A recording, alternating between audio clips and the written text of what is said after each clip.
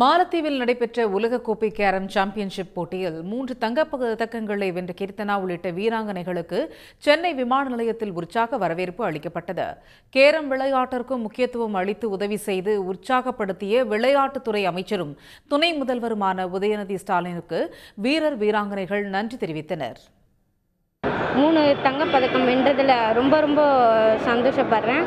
அதேமாதிரி வின் பண்ணோம், இந்தியாவுக்கோசம் பெருமை வாங்கி தரணும் அப்படின்ட்டு ரொம்ப முயற்சி பண்ணேன். உதயநிதி சார் என்கரேஜ் பண்ணார்.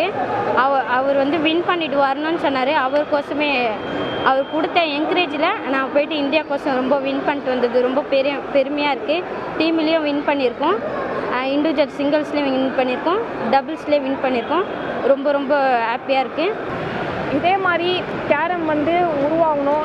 காலேஜ் கேம்ஸ் அண்ட் ஸ்கூலில் எல்லாம் எஸ்ஜிஎஃப்லாம் நிற்கிது. ஸோ இன்னும் டெப்டி சிஎம் சார் இதெல்லாம் இன்னும் யூனிவர்சிட்டி லெவலில் வந்துச்சுன்னா கேரமில் கண்டிப்பாக எல்லாருமே கிரிக்கெட் செஸ் அளவுக்கு கேரமும் வரதுக்கு நிறைய வாய்ப்பு இருக்குது. நன்றி.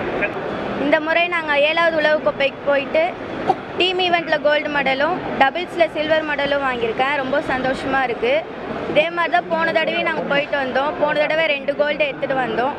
இந்த தடவையும் எங்களை இப்படி நீங்கள் இன்வைட் பண்ணுறதில் பார்க்கும்போது ரொம்ப ஹாப்பியாக இருக்குது. இந்த மேட்ச் நாங்கள் பார்ட்டிசிபேட் பண்ணுறதுக்கு எங்களுக்கு டெப்டி சிஎம் சார் 1.5 லட்ச ரூபா கொடுத்தாங்க. அந்த மணி மூலியமாக தான் எங்களால் இவ்வளோ தூரம் போய் எங்களால் விளையாண்டுட்டு வர முடியுது. சார் வந்ததுக்கப்புறம் தான் நிறையா மாற்றம் வந்திருக்கு கேரம் சைட்லேருந்து.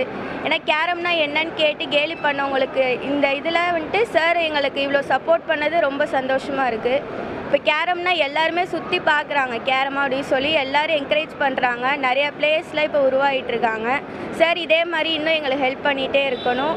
உடனுக்குடன் செய்திகளை தெரிந்து கொள்ள சன் நியூஸ் பெல் ஐகானை கிளிக் பண்ணுங்கள்.